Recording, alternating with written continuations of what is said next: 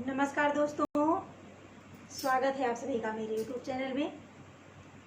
आज मैं आप सभी को एक कहानी सुनाने जा रही हूँ। एक समय की बात है, एक किसान अपने फसल में बहुत सारी चीज़ें उगाता रहता था। रबी, खरीफ, जायद समय समय से सारी चीज़ों की बुआई करता और अपनी फसल की देखभाल करता। एक समय जब फसल तैयार हुई, किसान ने अपनी पूरी फसल को तैयार किया और उसकी कटाई करवा के जब घर में लेकर आया, उस वर्ष अनाज कुछ कम पैदा हुआ, पैदावार कम थी। पूरे साल के लिए अनाज तैयार नहीं हो पाया। लगभग 11 महीने तक ही अनाज तैयार हो पाया। इसलिए किसान, उनका नाम था रामदास, बहुत दुखी थे। हमेशा चिंतित रहा करते थे कि 11 महीने के लिए ही अनाज तैयार हुआ है और पूरे साल कैसे खाएंगे। उनके एक बेटा और बहू भी थे। उनकी बहू प्रतिदिन ये देखती कि पिताजी बहुत उदास रहते हैं। जब भोजन परोसती तो देखती कि भरपेट भोजन भी नहीं करते हैं और हमेशा चिंतित रहते हैं।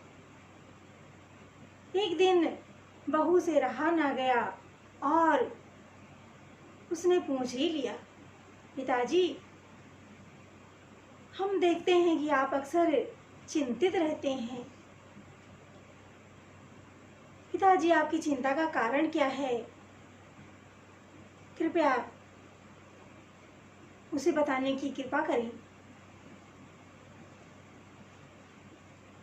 पिता रामदास की आंखों में आंसू आ गए और कहा कि बेटा, इस वर्ष अनाज की पैदावार बहुत कम हुई है।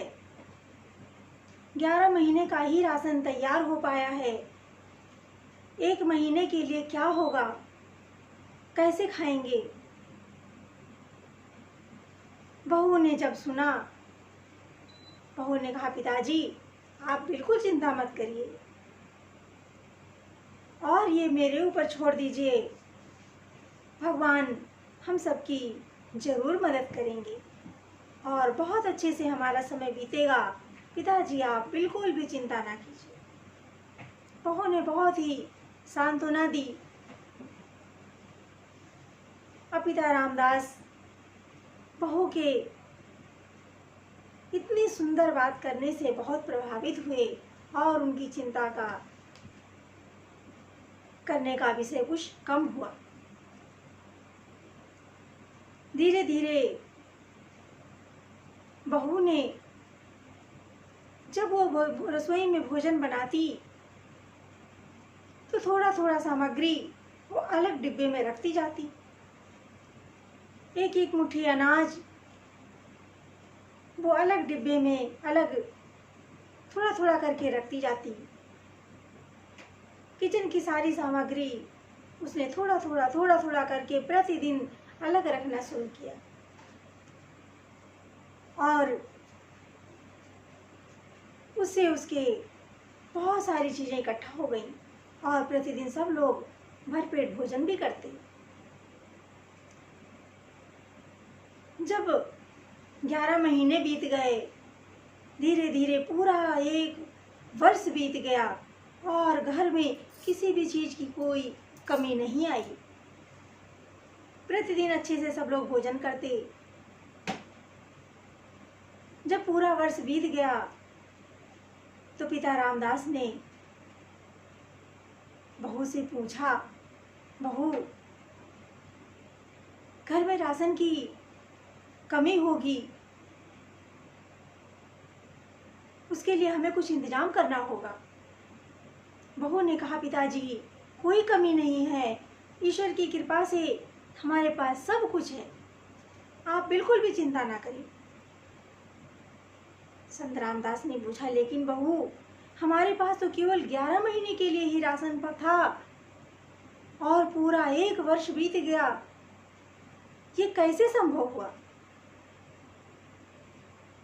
बहू ने बताया, पिताजी, जो भी सामग्री हमारे पास थी, मैंने सारी चीज़ों में से रोज प्रतिदिन भोजन बनाने से पहले मैं थोड़ा थोड़ा करके अलग बर्तन में रखती गई, जिससे हमारा भंडार अभी भी भरा हुआ है।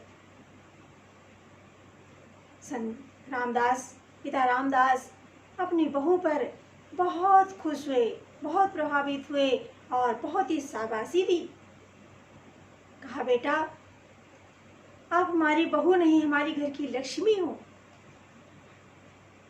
आपने तो हमारे घर को स्वर्ग बना दिया और हमारी सारी चिंताएं दूर हो गई। बेटा, आज से पूरी घर गृहस्थी का जो भी हिसाब किताब है और घर के जो भी खर्चे हैं, उसकी जिम्मेदारी मैं आपको देता हूँ। पिता रामदास बहू पर बहुत खुश हुए, उसकी बहुत तारीफ की और अपने बेटे और बहू को अपने घर की पूरी जिम्मेदारी दे दी। तो मेरे प्यारे दोस्तों, घर में कभी भी किसी भी प्रकार की यदि परेशानी आती है तो हम सभी को मिलकर उसका सामना करना चाहिए और बहुत ही बुद्धिमानी से हमें उस समस्या को दूर करने का उपाय सोचना चाहिए। परेशान बिल्कुल नहीं होना चाहिए। जैसे बहू ने कितनी ही बुद्धिमानी से अपने घर को चलाया, सारी सामग्री बहुत ही सुंदर ढंग से उसने अपने घर को संभाल कर रखा और सबके भोजन पानी की व्यवस्था भी ठीक से रखी, लेकिन उसके बाद भी किसी चीज़ की कोई कमी नहीं आई।